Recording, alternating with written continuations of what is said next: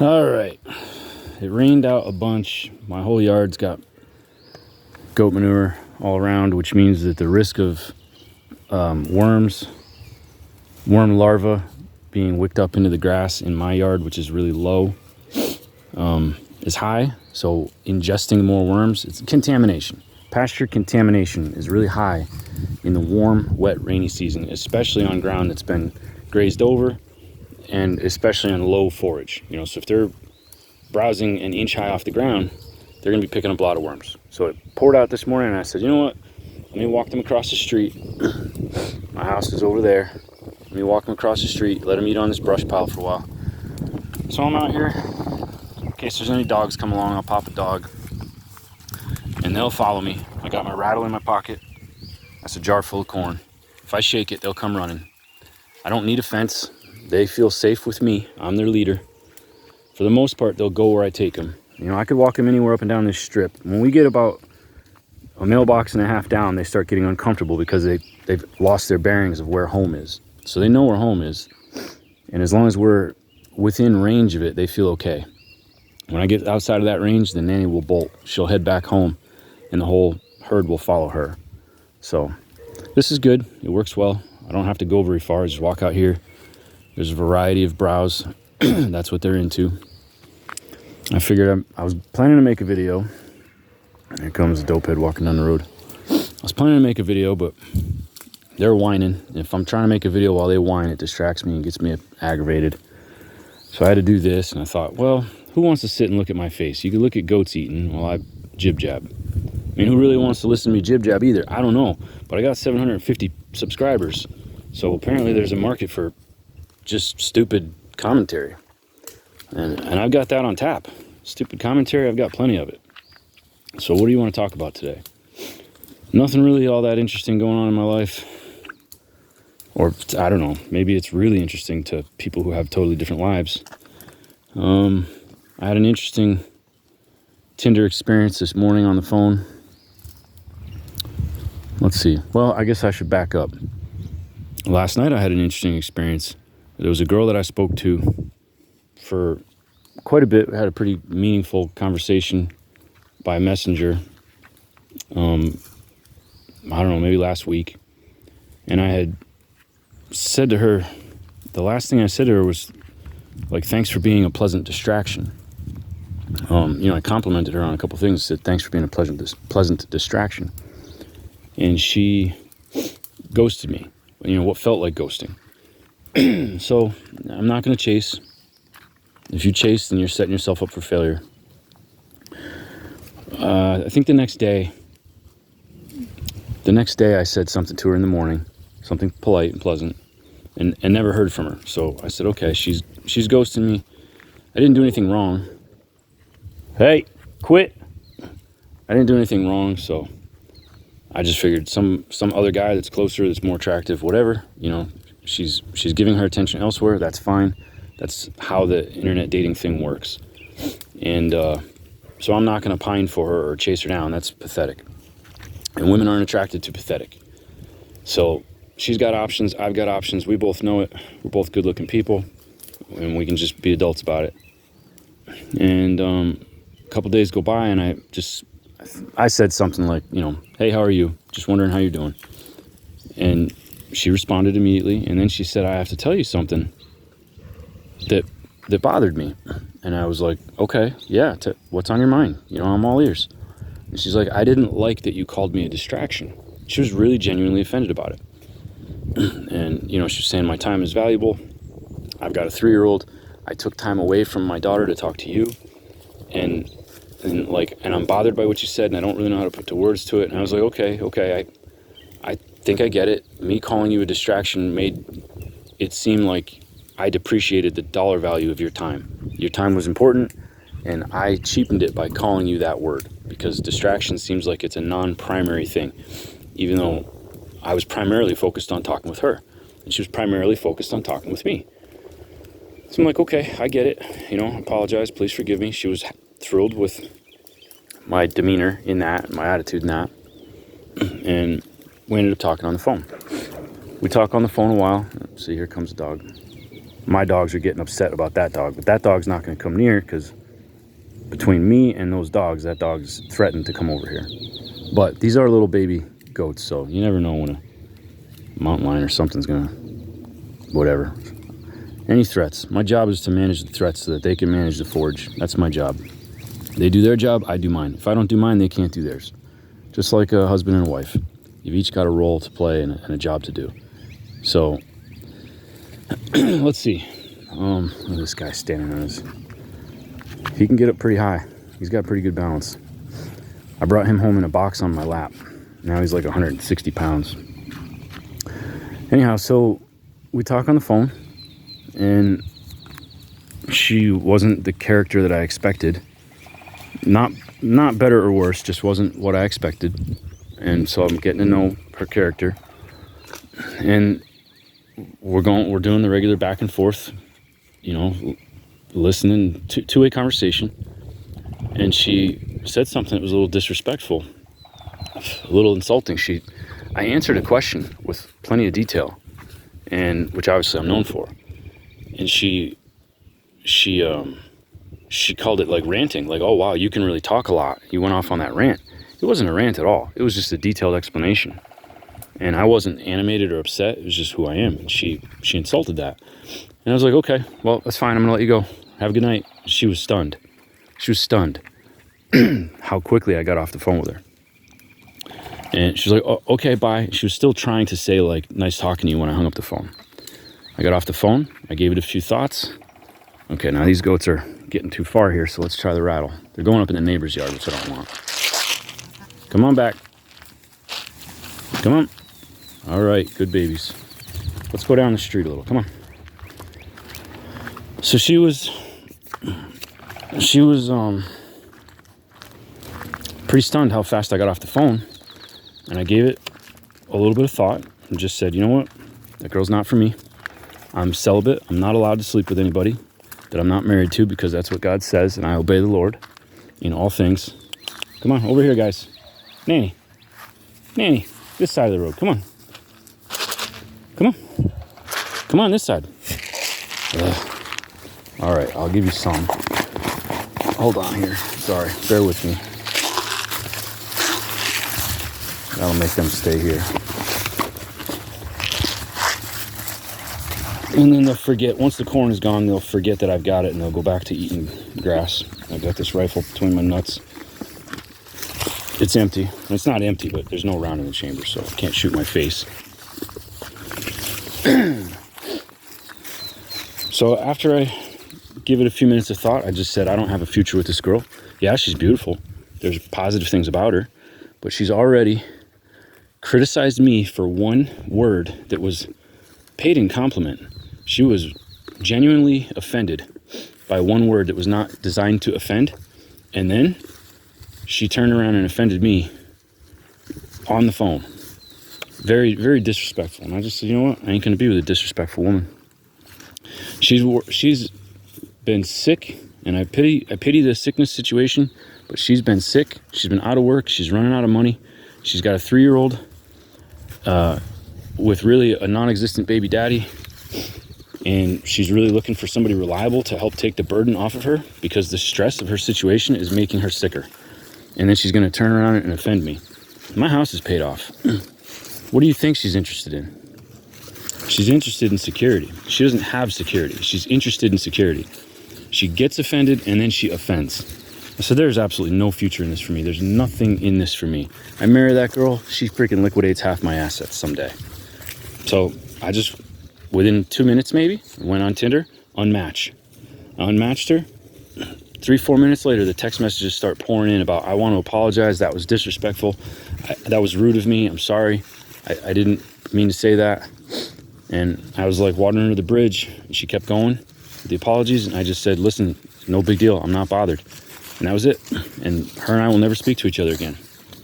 Number one, it's important for a man's self-esteem to not tolerate disrespect. That is masculine.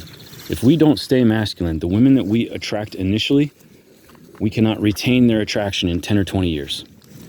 Ayn Rand, or Ayn Rand, depending on how you want to say it, that is my troublesome goat right there, going and doing a stupid thing. the one that gets her head stuck in fences. Ayn Rand defined masculinity as basically a thing that a feminine character is designed to worship, to literally worship. Now, Ayn Rand is an atheist, so I did really love her books, Fountainhead and Atlas Shrugged. I did really love them. I did really enjoy objectivism, but it is an atheist mentality, and so I have to reject it. Come on, Diane, get back here, you dummy. But I do like the concept. You know, her books are written with an extremely clear masculine and feminine character dynamics. There is the heroine, the damsel. She stays a female. There is the hero, the masculine, the male. He stays a male. Man, it'd be nice. That's why Diane leaves, because her mother runs her off all the time. Now, if you do not have the capacity to reject a woman, you do not have the capacity to keep a woman. They will lose attraction to you over time as they see that they can abuse you, and you can't tell them, get out of my face, get out of my life, get out of my house. Or if you're at their house, you pick up your belongings, you grab your stuff, you say, I'll talk to you later, I'm leaving, I'm not going to tolerate this. You walk out the door. And they can yell, they can scream, they can throw stuff, they can break stuff. It's much better when they're in their house, because then they won't smash their stuff. But if they're crazy enough, they'll smash up your house. So be careful about who you let move into your house. Because there are women out there that when you try to leave to disengage from a fight, they will break your house apart. Ask me how I know. Now, the next girl came minutes. I got a match from a girl named Sherry. The first one's name was Amira. Both pretty ladies. The second one's name was Sherry. 38 and 42 respectively. I'm 44. So perfect. Pretty girls that are in my age group that don't look rough, because I'm not going to be with somebody who's not healthy. And if you look older than your years, you're not healthy. So Sherry was the second one. And so we start the process over. And I had just cut to the chase pretty quick and said, I'd like to talk to you on the phone if you have time. We cover a lot more ground quickly, and I'm pretty busy. And she was like, well, I'm going to bed, but if you leave me your number, I'll call you on my commute in the morning. So I did. And she called me this morning. Now, I'm up at 5:40 to put the kids on the bus, or, to yell at them to get up and put themselves on the bus. It's their job at this point. They're old enough. So I'm up 5:40 a.m. Bus comes, gets the kids at 6:15. It's pouring rain out. I'm an outdoor person. I'm not getting up to go do anything in the rain. I am self-employed. No one has to pay my bills. No one has to tell me what to do. If I run out of money, it's my own problem. And I don't have any person I run to for a bailout. So whether I lay in bed or get out of bed is entirely up to me. And if it's raining, you better believe that I am not going to jump up and go outside. I can wait. Get over here. You're not going to eat Terry's bushes. Come on, Pa. This side of the road. Come on. If you ain't going to listen, we're going to go home. You can go home and eat from your own poop. What do you want?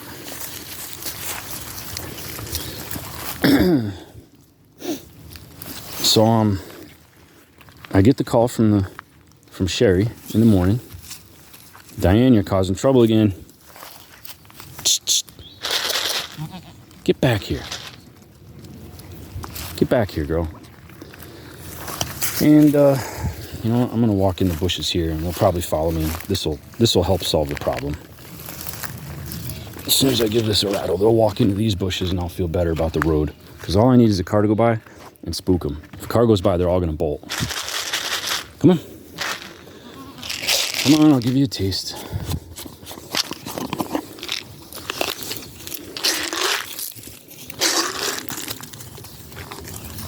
There you go, girl. Get in here, Diane.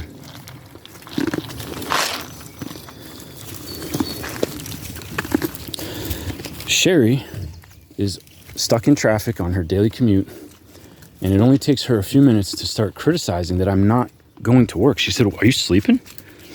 I was like, "Well, I'm not sleeping now, but you know, it's maybe 7:15, 7:20. I said, I wake up at 5 or 5:30.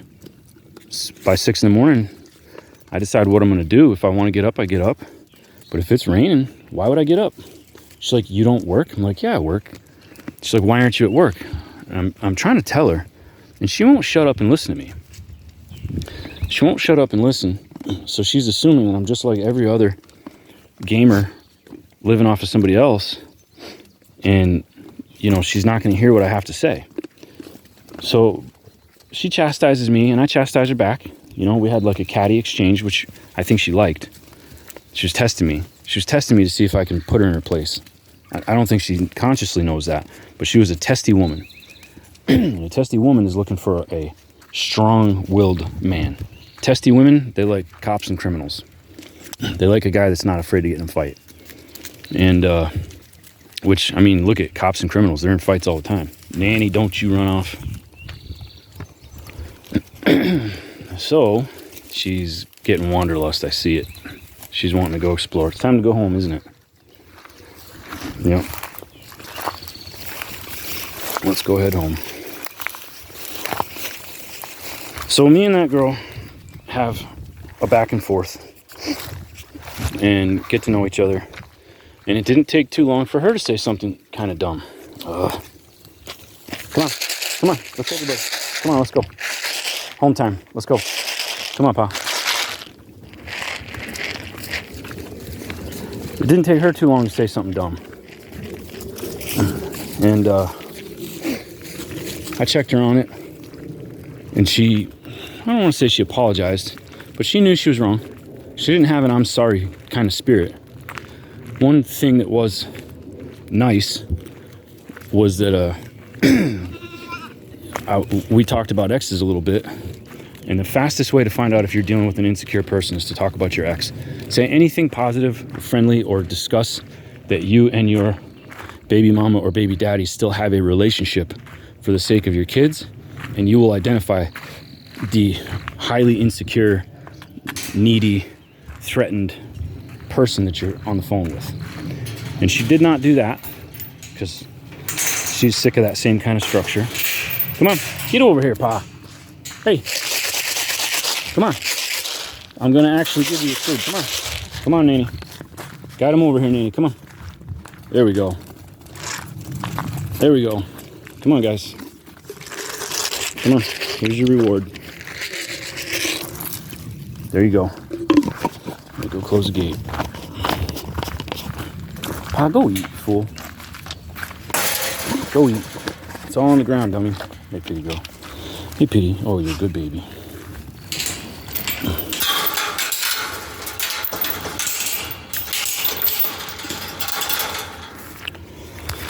Let me reach over here and grab this. So, what's the point of the story? I don't really know. Just making content. The more content you put up, the faster your channel grows. If you don't do it, your channel don't grow. If you're the same all the time, your channel don't grow. You got to have something unique and different and variety. You got to have variety all the time, but you got to have a recurring theme. My recurring theme is always going to be Jesus Christ, my Lord and Savior.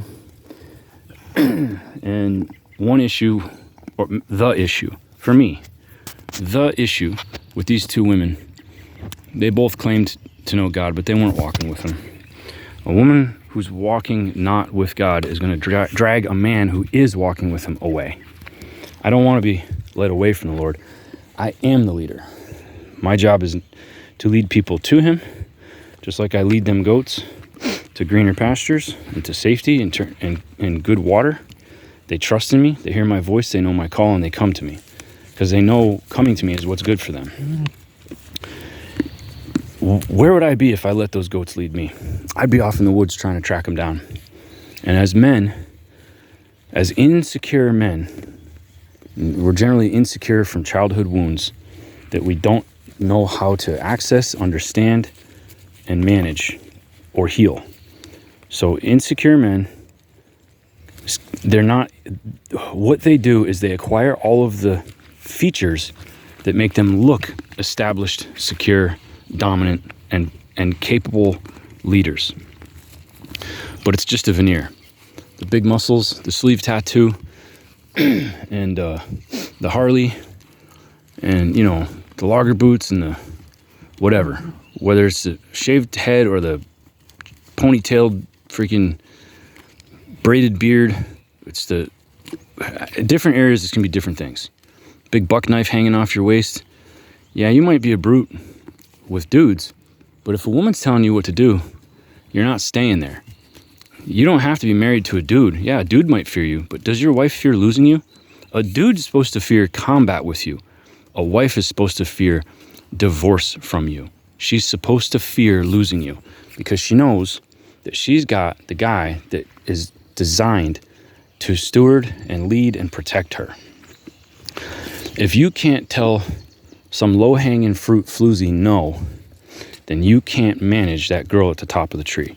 And what makes your woman feel like she is precious is feeling like she's at the top of the tree and that you reached for her. She's not something that fell out of the tree, and she's not the one that you just settled for. You could have reached up and grabbed that first one and been like, oh, good enough. But you said, no, those ones on the bottom, they're not good enough for me. I see one at the very tippy top. I see one, not 10. I see one that I've got my eye on, and I'm going to do what it takes to get that one. That's how a woman needs to feel. If you tolerate your woman behaving like low-hanging fruit, you will not be able to feel like she is high-hanging fruit. And she will sense that you don't feel proud and happy and pleased with her, to have her. If she doesn't feel cherished like that, she can't stay in her feminine space and submit to you the way you need her to submit. But if you don't know any of these power structures, if you don't understand them, then you can't operate in them. Every single woman pretty much hates the word submit, hates the word dominance, hates the word dependent. You go on these dating apps and every one of them is going to say, I've got my shit together and you better have yours together. I'm an independent woman. I'm sassy. You need to love me as is. Woman, I'm not going to have a fight with you every day of my life. If you want to wear the pants, you can wear them yourself. You wear the skirt. I wear the pants. Together, we make a wonderful household. Two people wearing pants does not make a good house. It makes a game of Battleship. I've had Battleship. I don't want Battleship no more. All's fair in love and war, right? Why? Because they have a common denominator, deception. Power and deception. Strength and deception. Manipulation.